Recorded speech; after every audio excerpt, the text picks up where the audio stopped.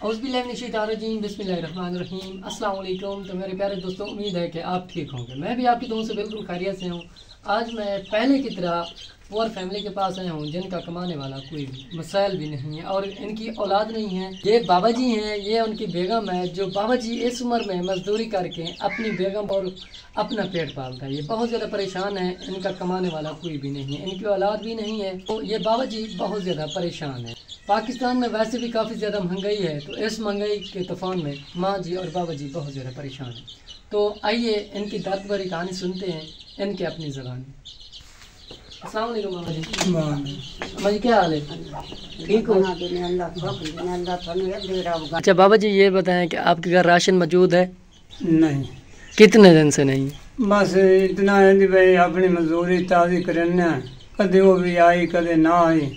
असी जड़ा ना कमावन वाला है कोई नहीं, पुत्र मेरे को कोई नहीं, दियाँ हैं वो आप अपने घर ही हैं। मेरा पुत्र कमावन वाला कोई, मैं 60-70 साल उम्र दा, मैथों कमाई नहीं हो सकती। मैं आप मजदूर हाँ, मसे अपनी रोज़ी मसे कमा सकना। मेहरबानी करो तो मेरा कोई मसैल है, रोज़ी तो बढ़ा दो। और मेरी बच्ची है वो मजदूर हैगी, वो अपना जड़ा ना उन्होंने कोई जगह थां ठिकाना, वो इतने मकान वगैरह उन्होंने नलका या उन्होंने या कोई मशीन सिलाई, ये कोई रोज़ी का मसैल वो बना दिया। प्यारी माँ कैसी हैं आप? शुक्र अल्लाह का, ठीक हो? अल्लाह पाक आपको खुश रखे। मेरी प्यारी माँ आप ये बताएं, आप अपने घर का सर्कल कैसे चला रहे हैं? बस चला रहे हैं, बस बच्चा दिहाड़ी लगी लगे ना लगी तो कोई ना, बस कदी किमें तो कदी किमें है ना है। तो बस अस मजदूर आएंगे, बस बैठे आएंगे अल्लाह दी आस्ते है ना। तो बाद दिहाड़ी दे विच कोई नहीं है ना कोई किसे देना तो ना किसे लेना है ना।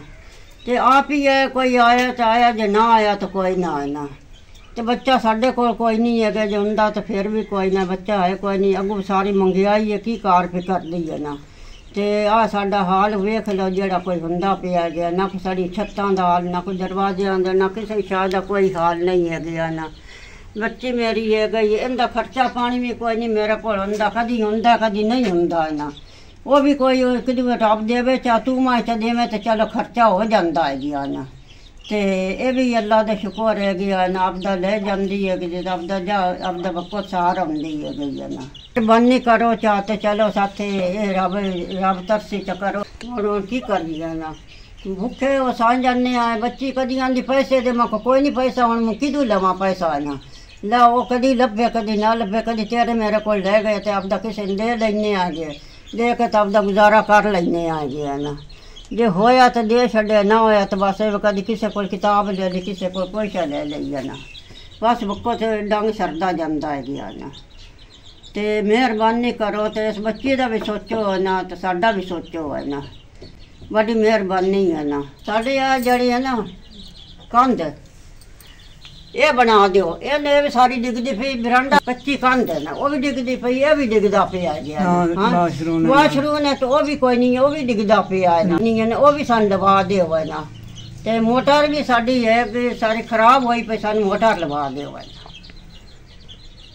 तो साड़ी जगह है ना साढ़ा 2 मकान पा दे ना। मेरी बच्ची मजदूर जी बैठी है वो आपदा चलो बच्चा आके बाहर रवे गई। अल्लाह थानू खुश रखे, अल्लाह आबाद करे, तो अल्लाह रब थानू गणा देवे है ना। तो साड़ी मदद करो है ना, चंगी भली है ना। साढ़े आ मकान छप्पर बा जावे, ये कंध बन जावे ना। तो ये साडा कोई करो है ना हीला है ना। अगर सियाल आया खड़ा होने से कितने सिर लुके सा ना, सानू कोई दरवाजे भी कोई सानू वो भी कोई गेट ले दे वो है ना। साढ़े गेट सारे टुटे पड़ गए ना, सारे दरवाजे आंदे बैठा कदा भी टुटा पिया। मोरे ज ना दे भी तो थले आ पवे आ ना, हेठा डिगे पिया। तो साड़ी मदद छेती करो, ये बिरंडा साडा पाए जावे तो कंध साडी हो जावे ना। छप्पर साडा छप्पर हेठ बैठे हैं, छप्पर ना सिवा सातू गुजारा नहीं होंदा, इस तो गुजारा करना होंदा है गया ना। ते उधर साडा किसे नलका भी बाथरूम ये भी बनावना है गया ना।